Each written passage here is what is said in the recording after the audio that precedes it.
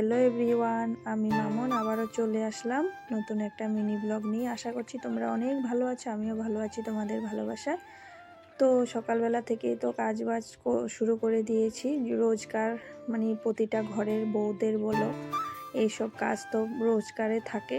তো বিছানা চাদরটা আজকে চেঞ্জ করেছি, মানে চেঞ্জ করব, অন্য একটা পাতবো। তো এর আগে আমি কিন্তু এই যে একটু কলিন দিয়ে খাটগুলোকে মুছে নিলাম। আর যেহেতু অনেকটা ধুলো না, রোজ আমি কিন্তু খাটের এই জায়গাটাকে পরিষ্কার করি, না হলে আমার কাছে একদমই ভালো লাগে না। তো বিছানা চাদর চেঞ্জ করে এবার ঘরটা ঝাড় দিয়ে সুন্দর করে চলে আসলাম রান্নাঘরে।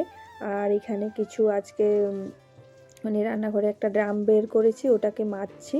আর এত সুন্দর ড্রামটা জানো তো, তো এই ড্রামটা আমি কিনেছিলাম একটা দোকান থেকে, কিন্তু এটা না ঢাকনাটা ইঁদুরে কেটে ফেলেছে। তো আমার এতটা খারাপ লেগেছে, তো এটাকে 2-3 বছর মানে ইউজে করিনি, এমনি পড়েছিল। তো আজকে আবার বের করেছি।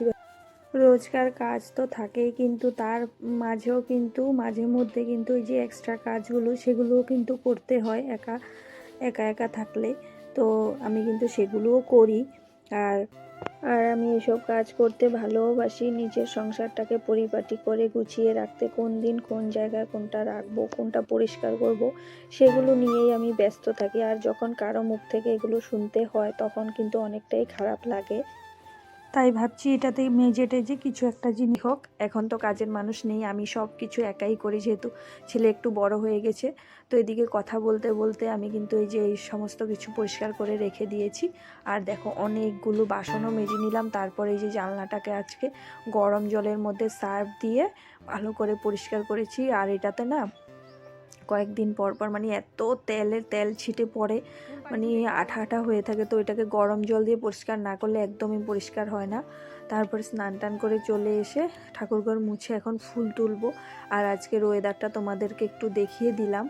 দেখো ওয়েদারটা কিন্তু রোদ নেই, কিন্তু মেঘলা মেঘলা হয়ে আছে। তাও বৃষ্টি তো হয়নি এখনও ঠিকঠাকভাবে।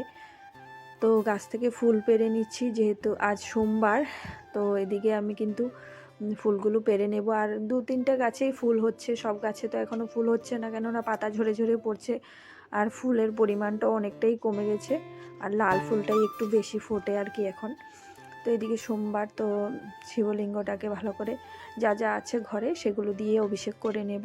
প্রথমে জল ঢেলে নিয়েছি, তারপরে যেখানে অগুরু, তারপরে ঘি, মধু, আর লাস্টে গঙ্গা জল দিয়ে স্নান করিয়ে নেব। এই প্রশ্নটার উত্তর দিলাম আজকে। আবারও দেখা হবে নতুন একটা ভিডিওর সাথে। তোমরা সবাই